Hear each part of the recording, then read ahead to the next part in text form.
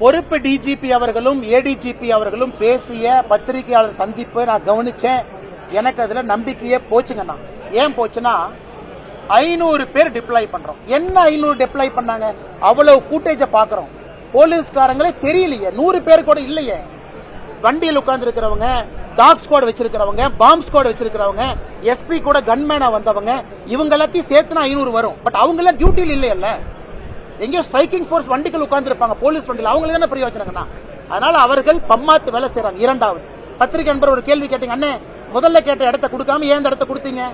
அதுக்கு சரியான பதில் சொல்லலையே. இடத்த நீங்க கொடுத்திருக்கணும். கொடுக்கல அப்படின்னா எதிர்கட்சி தலைவர் அவருக்கு இந்த இடம் தான் கொடுத்தோம். எதிர்கட்சி தலைவர் விஜய் அவர்கள் 2 பேரும் ஒரே இடத்துல பண்றாங்க. விஜய் அவர்களை பொறுத்தவரை நம்ம நல்லா புரிஞ்சுக்கணுங்கன்னா, இளைஞர்கள் வர்றாங்க. எதிர்கட்சி தலைவருக்கும் பெரிய கூட்டம் கூடுது. இளைஞர் அன்கண்ட்ரோலபிள். இளைஞர் அவ்வளவு பேர் வரும்போது அந்த எனர்ஜி எங்க கண்ட்ரோல் பண்ணுவீங்கன்னா, எங்க மேல நிக்கிறாங்க அங்க நிக்கிறாங்க.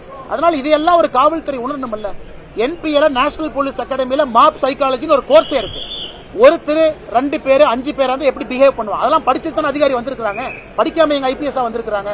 அதனால் இளைஞர்கள் அதிகமாக சேரும் இடத்துல யாரு பேச்சு யாரு கேட்க மாட்டாங்க.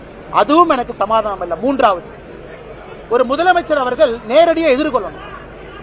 அதாவது ஒரு சிபிஐ என்கொயரி கேட்கறாங்கன்னா கொடுக்கணும். அதை விட்டுட்டு அவரே ஒரு ஜட்ஜை செலக்ட் பண்ணி இவங்க தான் பண்ணுவாங்க, அதுவரை அரசியல் பேச மாட்டேன்னா என்ன அர்த்தம்?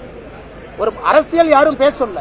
முதலமைச்சர் அவங்க சரி ஒன் மேன் ஜஸ்டிஸ் அவங்க பண்றாங்கன்னா எந்த ஆங்கிள் பண்ண போறாங்கன்னா, போரன்சிக் டிபார்ட்மெண்ட் அவங்க கையில் இருக்கா? எப்படி செக் பண்ண போறாங்க?